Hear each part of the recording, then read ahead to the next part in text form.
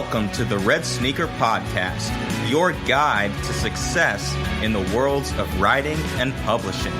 Now, here's your host, best-selling author and founder of the Red Sneaker Writers Center, William Bernhardt. Hello, Red Sneaker Writers. This is episode 40, going out on March 9, 2020.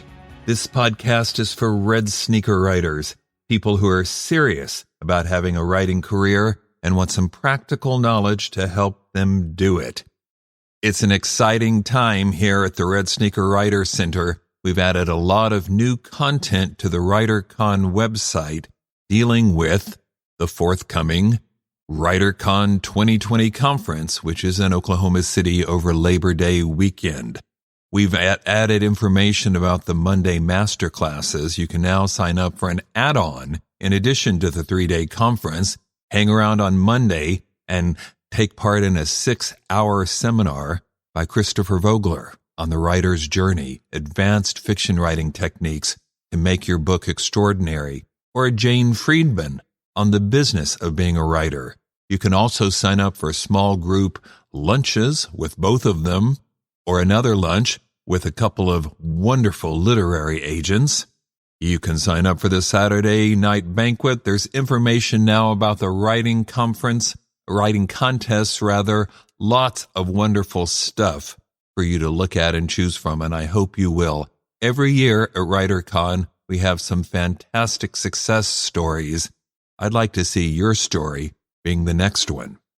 In this podcast, I'm going to be talking to one of my dearest friends in the world, Liz Berry, who is an extraordinary figure, a titan in the fields of book marketing and publishing. She's been involved for more than 15 years, marketing books, organizing the annual Thriller Fest conference for international thriller writers, and now she's one of the co-founders of the 1001 Dark Nights romance imprint, which in a really very short period of time, about 5 years, has become one of the premier romance lines out there. It's already sold more than 3 million books. This is an extraordinary achievement, and I wanted to talk to her about it. So the interview this time is with Liz. We'll also have some writing tips, but first, the news.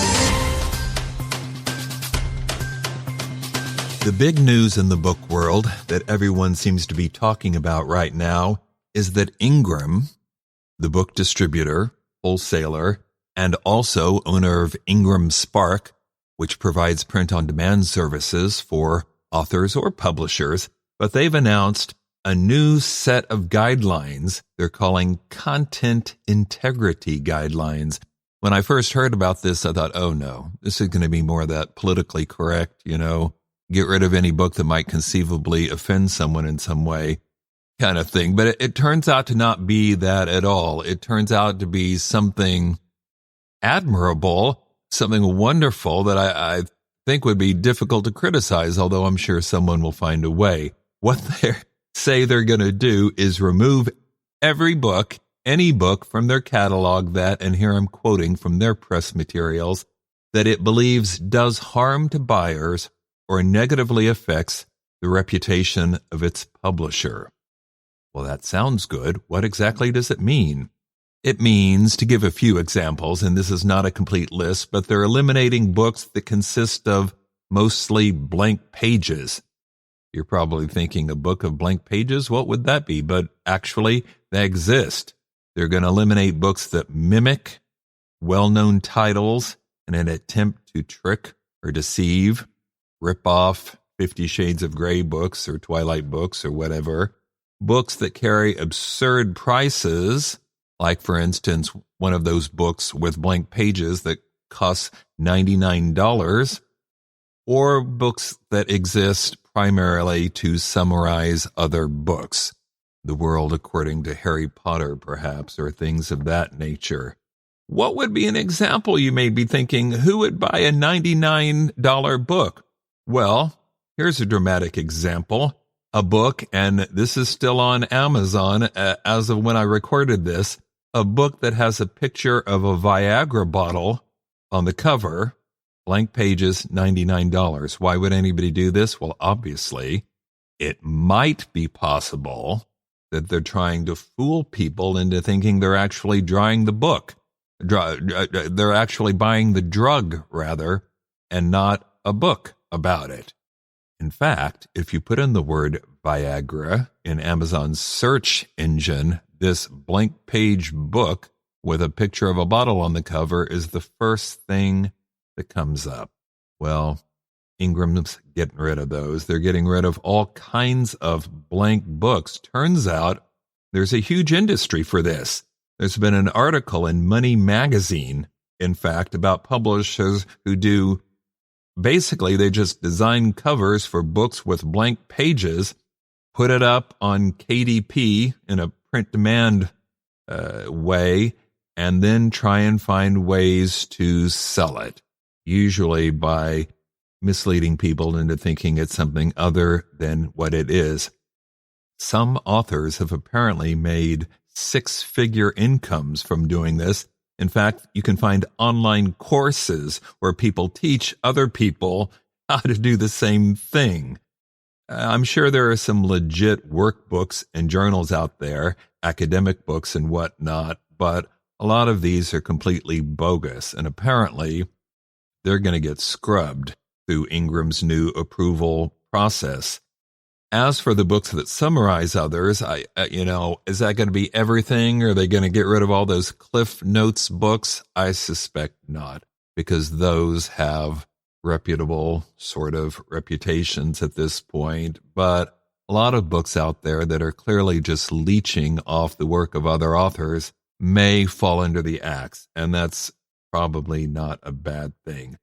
Ultimately, their goal, I believe, is to get rid of low-quality titles that have been all too easy to promulgate now with the ease of self-publishing through Amazon's KDP program and others, to be fair, but Amazon is where most books are sold. I don't think this is going to impact most indie authors, red sneaker writers, people who know how to write a book and can actually come up with content that people would want to read. And if it does get rid of the bad actors, who I believe are vastly in the minority, but if it weeds them out, well, fantastic. Clean up the marketplace. Other news items. Guess what? Simon & Schuster is up for sale. As you probably know, Simon & Schuster is one of the 5 publishing houses that are often called the Big Five, or the New York publishers, even though they're all actually owned by large multinational corporations, and only one of those is even American, much less headquartered in New York. But whatever, they're the Big Five. Well, that may become the Big Four, depending upon what happens. Might even become the Big Three. But what we know for sure now is that the owner of Simon & Schuster, Viacom CBS, is looking to sell its book publishing business. What they say is that this is not one of their core businesses, which I think means, first, that it's not about producing movies or TV shows, and second, it doesn't make the kind of money they make from other divisions, so they're going to let it go. Simon & Schuster has been around a long time, since the earliest part of the 20th century. This is the house that crossword puzzles built. In fact, because their first ever title was a collection of crossword puzzles back in the 20s when puzzles were new and at their heyday, and their book was spiral bound and came with a pencil attached by a string to the book, and apparently that was a huge hit, and it started the publishing company. By the way, that Simon is an ancestor of singer Carly Simon. See, you get all kinds of fascinating trivia on this podcast. Simon & Schuster has Ernest Hemingway's books and a lot of other wonderful and frequently read books, but it's on the sale, on the market now.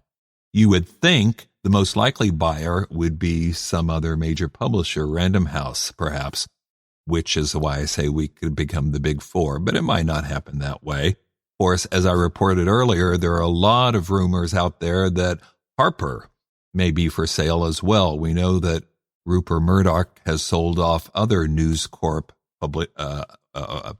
programs or companies, like, for instance, selling 20th Century Fox to Disney, it's not hard to imagine they might sell off their book publishing business as well.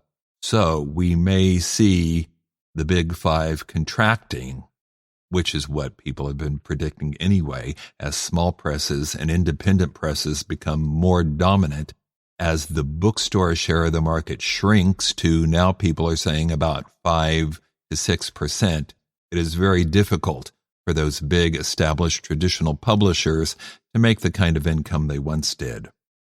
More news. Romance remains by far the number one genre in America, not everywhere, but in America. And Hallmark and Walmart have announced that they're going to partner on a new line of mass market romances. Actually they started last month, one Hallmark romance novel is going to be featured each week at Walmart. Their first title was Country Hearts by Cindy Madsen. Their books, they say, will, quote, allow readers to experience all the joy and romance Hallmark movies have to offer. This, of course, suggests that it's going to be a pretty PG, if not G-rated romance line. Of course, that's what you expect anyway if it's going to be for sale at Walmart, but also shows just how enormously popular this genre really is. Speaking of genre fiction, there may be a new one. If you like sci-fi, then you may be excited to hear that the new genre, the new term people are tossing around in the publishing world is Cli-fi, meaning climate fiction, probably science fiction, I hope, since it's set a little bit in the future, but based upon climate change. Other people are calling this doomer lit, which probably gives you an idea how could it not be dark? Obviously, if it's about how climate change is going to change the world, not for the better in the future. One last news item that may be of interest to you, and this has to do with a nonfiction author named Scott Carney, who has just jumped from from traditional to self-publishing, and he has started a Reddit thread that has gotten all kinds of attention and comment. It's really fascinating. If you want to look it up, his last name is Carney, C-A-R-N-A-Y. And basically, what he's talking about is why he made this change. He was doing all right in traditional, but he thought he could make way more money in self-publishing. And he gives actual statistics and numbers to back up his decision. He says that his sales come from online retail 85%.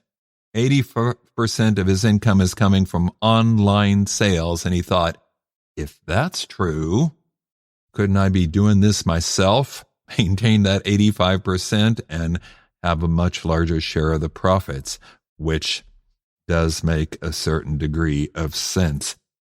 According to his numbers, bookstore chains are only accounting for about 6.5% of his sales, and other bookstores account for less than 1% of his sales. So the fact that he's leaving traditional publishing, which might cause his books to not show up in bookstores, doesn't matter nearly as much as getting a larger percent of that 85%. Something to think about, because red sneaker writers are always looking for information so that they can make the right decision about their future.